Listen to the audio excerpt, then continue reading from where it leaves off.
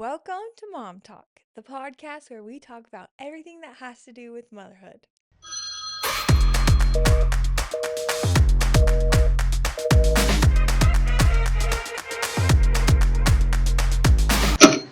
Okay, if you watched the past two episodes on YouTube, then clearly you see I have a new setup today.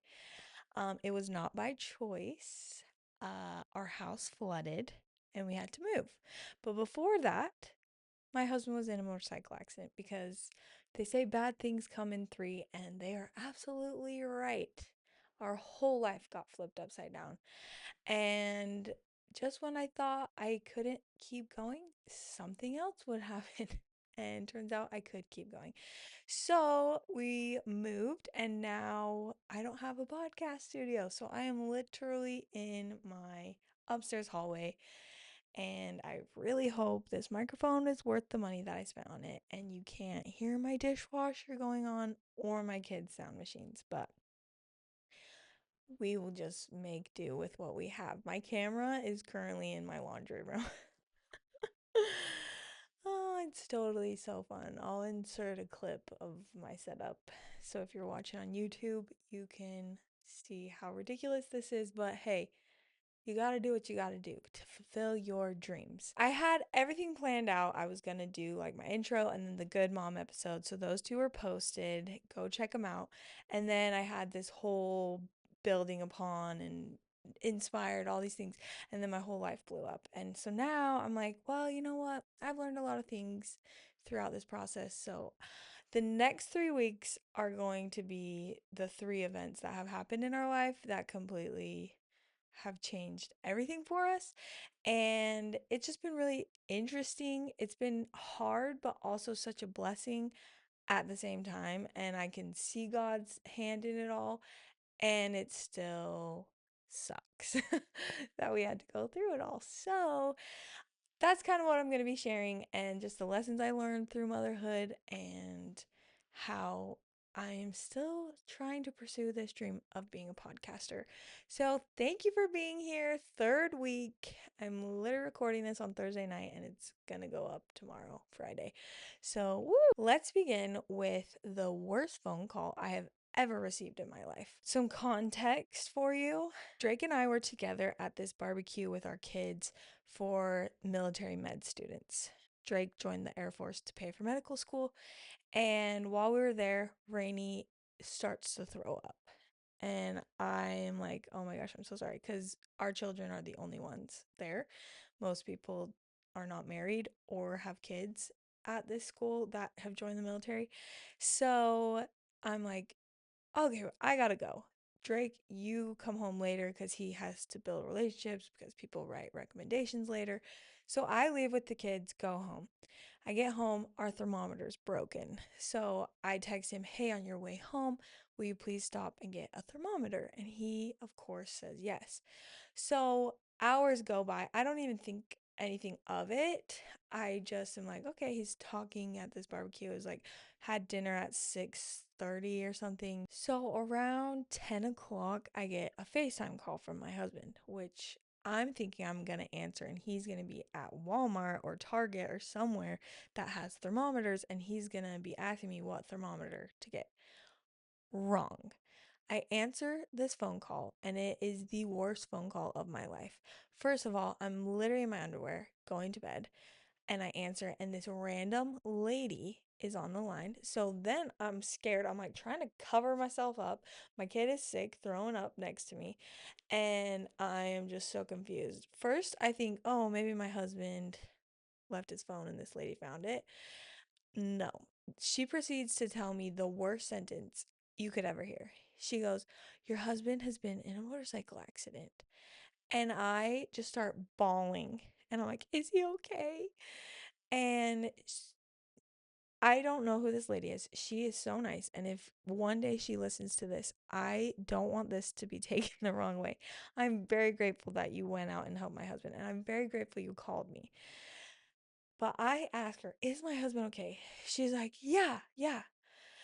I was at dinner at Applebee's, and we saw the accident. We came out, we checked on him. I'm not from here. I don't know where we are. We were just at Applebee's having dinner. Do you know where we are? I'm like, yes, I know where Applebee's is. I will come there. Is my husband okay though? And she's like, yeah, yeah, he's fine. But does not give me the context of the state my husband's in. So I'm thinking the worst. I'm like, okay, he's fine. So, like, is he paralyzed? Is he on the ground? Has the cops been called? I didn't get any of that information. I'm just like, okay, I'm on my way. I'm coming. And then she's like, do you want to talk to your husband? I'm like, yes, I want to talk to my husband. I didn't know my husband was there. I didn't know anything because you just told me he was fine and then proceeded to tell me that you were at Applebee's and you're not from here. So I'm so grateful she called me. And if you ever are in this situation, just call the person and give them as much information as they want because the whole drive over I'm freaking out that he's paralyzed. She did hand the phone, like turn the phone so he could talk to me, and he said, "I'm fine, sweetheart. I love you." Like he was talking, so I'm like, "Okay, he can talk." But he's not moving. He's just laying on the ground cuz he's in a bunch of pain. So, on the drive over, it's like 15 minutes from my house. I'm thinking the worst, like he's paralyzed, maybe from the waist down, or who even knows.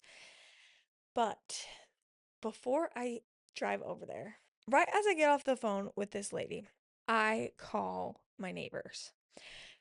And that's kind of the point, the side tangent that I want to make about this whole thing with the accident. My neighbors and community had come together in so many ways, and in the next few episodes I'm gonna deep dive into it. But one of the ways was, it's 10 o'clock at night. I call my neighbor and she comes over immediately, no hesitation whatsoever. And like, we were close, we're good friends. I wouldn't say, she's like older, her kids are, she has, I think, a 20-year-old, 21-year-old, all the way down to like a 10-year-old. So it's not like we're hanging out every night, we're besties, but like she had served me so many times that I knew I could call her and she would come right over. And I just think as a mom, that is so important for you to have. And like I said, you don't have to be best friends. It's not like you have to hang out all the time. We are in completely different stages of life. And I still knew I could call her. I could trust her with my kids. I could call her in an emergency and she would be there. And this is why, so I'm part of the Church of Jesus Christ of Latter-day Saints, and we have this ministering program, I guess, I don't know, where we each say, yeah, I want to help take care of my neighbors. And so we minister like the Savior would. And so she would minister to me. She brought me flowers when I quit my job. She constantly was checking in on me, texting me, just seeing how I was doing. And so in my moment of need, I knew without a doubt that I could call her. And I just think you don't have to obviously be a part of this church to have that same experience, but I think going above and beyond is sometimes what we think we have to do to serve others or to love others or care for others. But honestly, just a simple bouquet of flowers randomly when you know they're having a hard time, or a text saying, "Hey, I just am thinking about you." It was so impactful in my life that I knew I could trust her and count on her. And that phone call when I heard the news about Drake and I called Heather, that's her name, that was the first time I called Heather for help of many times throughout this situation. So just know that even if you're in a place where you don't know your neighbors, or you might not feel like you relate to your neighbors or can have a relationship with them, don't put limitations on yourself. Build that community, because in your moment of need or their moment of need, it was so nice to be able to call somebody that lived right down the street from me to come and support me so I could leave and go check on my husband immediately. So that's just my kind of first lesson from this, is like building a community and a culture and an atmosphere of trust and love and support. Okay, that was totally a side note. Let's get back to this crazy day of my life. So I rush in my car. I drive to Applebee's. And right when I pull up, I'm like freaking out. I'm bawling. I call my parents, I call my in laws. And right when I pull up, of course, the ambulance is driving away with my husband. And I'm just sobbing. There's still some paramedics out there and the firemen. And I'm just telling them, I'm like, please, can I go with my husband? They're like, well, you can't ride in the ambulance, but you can follow him. Thankfully, Applebee's is here right down the street. Probably a 2-minute drive is the hospital. So that is a miracle that we were so close. And then I followed. Still was such an expensive ride to go to the hospital, even though it was 2 minutes. But hey, people saving lives, gotta pay for it. Anyways, we get to the hospital. I run in the back because I see the ambulance pull in, and I'm like, is my husband in there? And they were nice, but kicked me out basically. They're like, no, you can't come in this way. You have to go in through the front. And so I'm going through the front, check in. I'm like, hi, my husband. He literally just got brought in. And then they say, you have to wait and we'll let you know. And so I waited. 5 people from my ward show up and they come and they check on me. They're like, how's Drake? How are you? What do you need? How can we help? It was our bishop of the congregation, his first counselor, the used to be second counselor, but he's just our really good neighbor, and then the bishop's wife. And oh, okay, I think it was just four. So those four show up. So they're sitting with me. I'm like trying to keep it together, but I'm also like still have no idea the state of my husband at this point. And so I'm like, okay, yeah, I'm fine. I'm doing okay. I just don't know what's going on. And they just sat with me and they just loved me and they just hugged me and let me know that I wasn't alone. And it was exactly what I needed because I am usually very good at going to extremes and thinking the worst. So in my mind, I feel like if I had to sit there alone, I would have just gone crazy. So they were there for me, and then the lady came and told me I could go back and see him. So I go back, and of course, the doctor's there assessing him, the trauma surgeon's there, the social worker is there because whenever there's a trauma incident, especially motorcycle accidents, everybody's there. Worst case scenarios, you know? And so she's telling me what to expect and what resources I can get, therapy and all this stuff. So I'm again thinking like, what is going on? What is the state of my husband?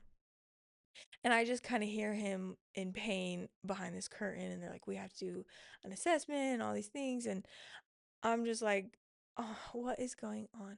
So finally they determine that he's not paralyzed, thank goodness, and that he has a broken collarbone and tons of road rash. They had to like pick gravel out of his wounds, and a huge concussion to the point where he was just repeating himself and saying the same things over and over again. And they're like, yeah, he's concussed. So that was the extent of his injuries, which honestly is a huge miracle considering that he was in a motorcycle accident. So then I'm like, I finally get to hug him, tell him that I love him. He's like, I'm so sorry. I'm so sorry. He just kept apologizing. He's like, I'm so sorry. I don't want you to be mad at me. I'm so sorry. And I'm just like, it's fine. I love you. Are you okay? What even happened? And of course, he's like, doesn't really know because he's in and out of consciousness and like can't really remember because of his concussion. So then they tell me, okay, you need to leave the room after this like 2-minute reunion I finally was waiting for because they had to do imaging and x-rays and all these things. So then I leave and go back to my neighbors and they give them an update and then they're like, do you want a blessing? Do you want us to give Drake a blessing? And if you don't know what that is, it's just like a special prayer basically, but it's like by the laying on of hands, just like Old Testament and New Testament times. And so I'm like, yes, please give me a blessing because we believe that it's through the power of God that you're blessed and you can magnify different things because of the priesthood power of God. So I'm like, yes, please, I just need comfort. And honestly, after that, I don't even know how to explain it, but I just had so much peace and comfort, and I just knew that we were going to be okay. And it was like this gear shift in me. Like I just was calm and confident, and like my fear was gone. I don't even remember what was said in the blessing, but I just remember being totally assured that I could handle the situation that I was in. And then from then on out, I just was able to be calm and collected and get everything accomplished that I needed to get done. When the cops are talking to me and telling me what happened, and everybody's handing me these papers to sign, and the social workers giving me advice on like what to expect moving forward, and like trauma and how to cope with that, and like all this overwhelming information. And they're telling me, this is where we had his motorcycle go, and this is where you need to call to pick it up. And of course, it's on a Friday night, so everything's closed until Monday. And, you know, looking back, I could have been so overwhelmed, but in that whole process, I just had such a clear head, and I had so much peace and confidence. And I know without a doubt it was because God was helping me. Literally, my Savior was just like carrying me through that whole thing. And it's exactly what I needed, because when I saw Drake, usually he's like the strong, not emotional one. And so it was my turn to be that for him. So when I saw him, he has like never really cried. Probably twice. Once barely on our wedding day, and then like one other time I've seen him cry. And then he was just like sobbing. He's like, I'm so sorry that this happened. I'm literally, that's the closest I've ever been to dying. I'm so sorry that I scared you and the kids. And we were fighting about some stupid thing that morning. Couldn't even tell you, but we're like, let's just never fight. I'm sorry we were fighting and talking to each other. Like, he was just, the adrenaline I think wore off, and he was just crumbling. And I was able to be strong through that whole thing, which usually I would just fall apart. I cry in movies and songs and commercials. So like it amazes me that I was strong enough through that whole process to like be the role that he usually is for me. And I know it's because of my savior. So the doctors come in and kind of tell us what to do and get us connected, and get us connected with other doctors that we need to meet with, like a surgeon and a cognitive therapy doctor and all these things. So we're like so grateful. And then he says, if you can leave and walk out of here, you can go home tonight. And so then Drake gets up to try to walk. So much pain, like excruciating pain. And he's all doing all this with like barely any meds, because he's like, I don't want to take any meds. And so it was terrible. I'm like, give him the freaking meds, okay? I'm like, we don't need to be a hero, babe. They will monitor you. You're fine. So they got him pain meds, and they're like, okay, yeah, we're gonna keep you overnight. And so we were waiting to be discharged. And let me just tell you, a year ago, a year before this, more than that, I can't even remember. Well, it was like April, so I don't know. But a while ago, when I had my miscarriage, the exact same doctor and the exact same nurse, yeah, he's the nurse, were the ones who helped me when I found out I had a miscarriage. And now they were helping Drake. And so we sat and I talked to this awesome guy. I'm pretty sure his name's Devin. And I'm like, I don't know if you remember me. And he's like, of course I remember you. And I'm like, then I'm just bawling. I'm like, you remember me? He's like, yes. So, like, that was miracle number 500 of this whole thing. This same guy who took such a care of me, the doctor and the nurse, were taking such a care of Drake. And I'm like, what are the odds that the same people were working the same night? Like, so cool. God is just so good. So then we get checked into the room and we stay the night. Again, just so amazing. I was able to stay with Drake the whole time, help take care of him, because my community was taking care of my kids. my bishop and everybody in my neighborhood and ward left, but they're like, "What do you need?" Somebody called about the motorcycle and figured that out, how to get that taken care of. Somebody went and got me a thermometer, and somebody set up meals to bring to me, and then people were with my kids and Drake's sister until Drake's sister could come and switch them. And then she slept the night with them so that I could stay the night with Drake in the hospital. Like, just so cool that we have this community. And later, obviously, I kind of mentioned this at the beginning, there's more events that have happened that have made it so we had to leave that neighborhood. And it's just my goal now in this neighborhood to build that from the start, because we built that over the past 4 years that we lived there, and now we're at this brand new house, brand new neighborhood, and I'm trying to foster those same connections so that I can hopefully be a Heather or like the Nichols were to me. And so it's just beautiful, and I highly suggest building a community wherever you are with whoever is around you. So after we stayed the night in the hospital, the orthopedic surgeon actually came and saw us, and he was so awesome. He's like, "Call my office tomorrow or Monday, and I'll try to get you in on Monday, and we'll do more x-rays and see what the situation is and possibly do surgery on Wednesday if that's what you want to do." And so it was just so fast, and everybody was so awesome taking care of us. And I had my Hope Scope shirt on that said, "What if it all goes right?" And everybody kept commenting, like, "Oh, I love your shirt. We need more of that positivity around here," and all this stuff. And I think that's another tender mercy of the Lord, because I'm like, what are the odds that that's the shirt that I threw on in a haste to get out the door that just like kept reminding me, like, well, what if it all goes right? And honestly, through this whole accident, everything that could go right did go right, even considering that it was a motorcycle accident. So let's get into the details of what happened, how he crashed, all of it, okay? So he was coming south, and this car was in a turning lane to turn into this gas station that was by Applebee's. And Drake came through the light, and I guess the guy just did not see him. And Drake said, like, as his memories come back, he's like, "Okay, this car's not going. I'm good. I'm good." Yeah, he sees me. And then right when he was almost about to cross path with this truck, it's a huge F Ford F-150. And so it's a big truck. So right as he's getting ready to cross him, the truck starts turning. And then Drake doesn't want to get hit, obviously. So then he has to swerve out of the way.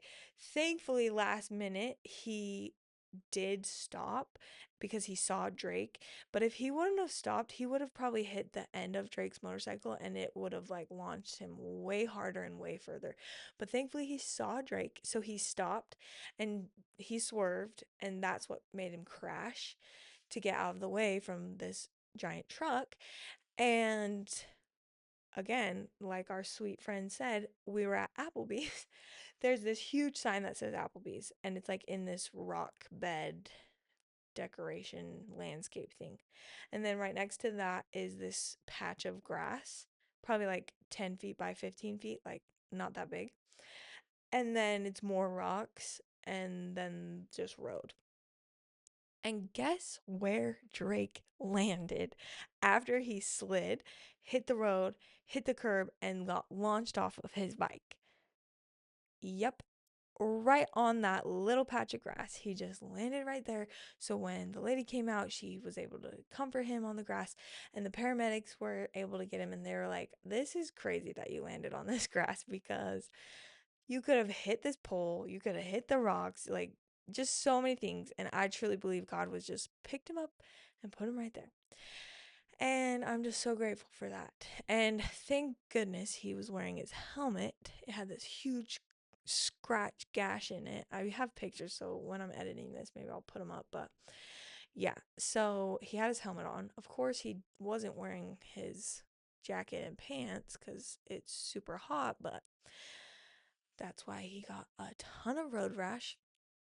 But yeah, just the miracles of like him not actually getting hit by the car and the car stopping and then landing in the grass just adds to my faith that God really is in the details and he's gonna look out for you the best way that he can. And yeah, it was just a miracle.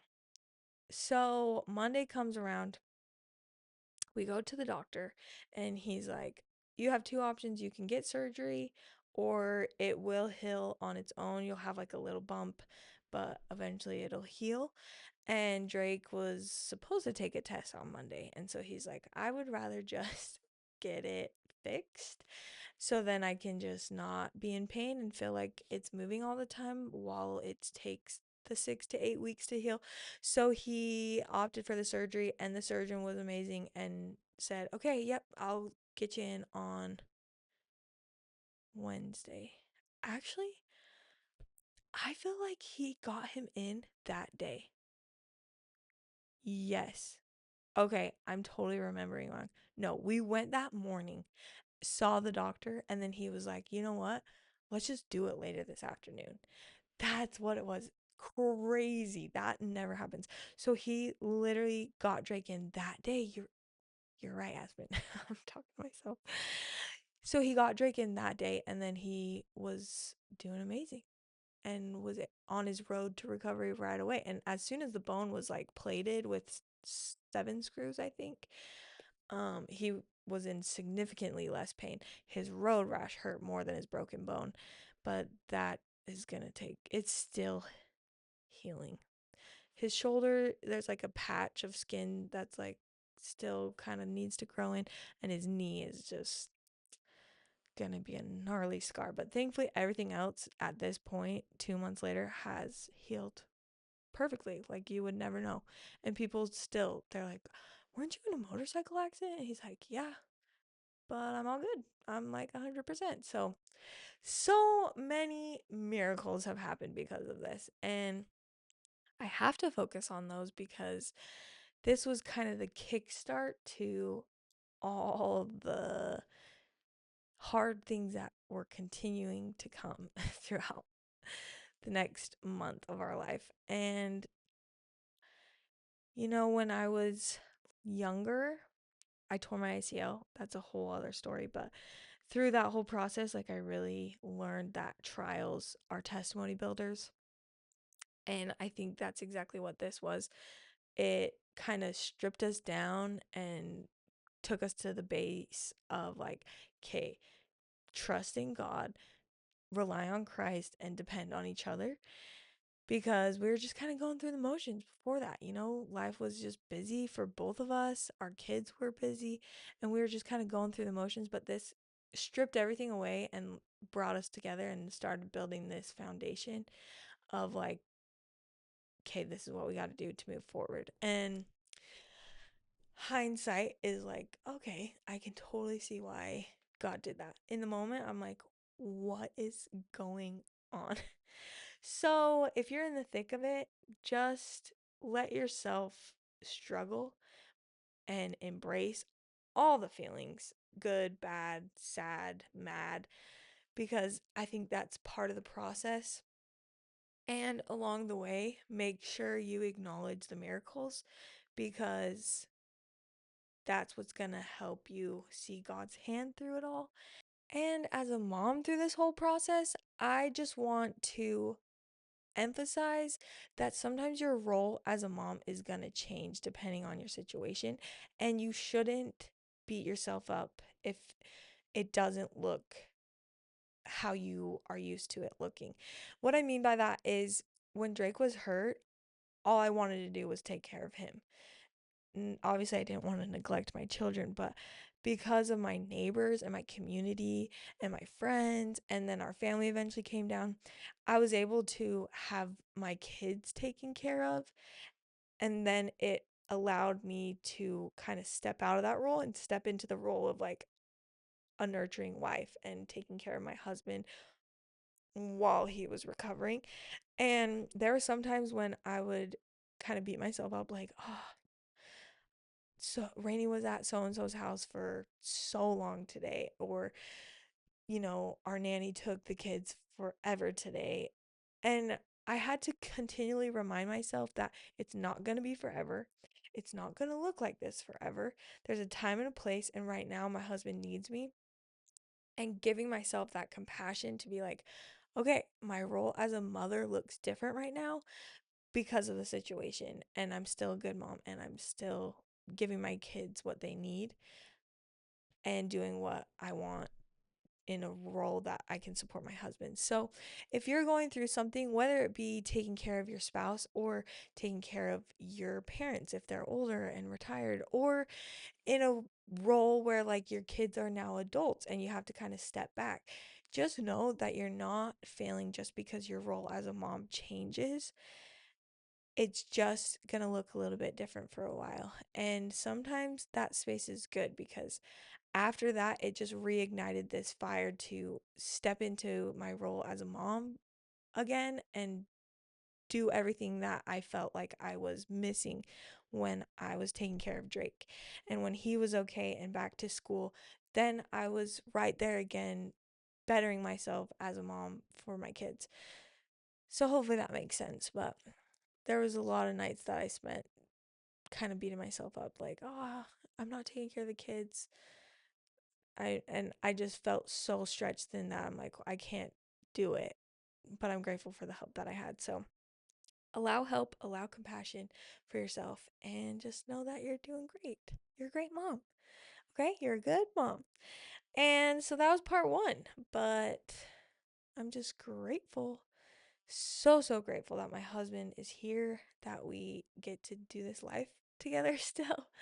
And that even though this sparked so many hard things, and we're going to get into all of those in the next few episodes, I'm just grateful that I can see the good and appreciate the bad and move on and learn from what has happened. And I hope that that can happen for you in your life. I'm still trying to figure out a way to close this out. So if you have any fun ideas, let me know in the comments. But thanks for talking, and I'll see you later. Love you. Bye. I want to do something cute with like phones because, like, we're talking. I have my vintage phones and all that, but I don't know. We'll see.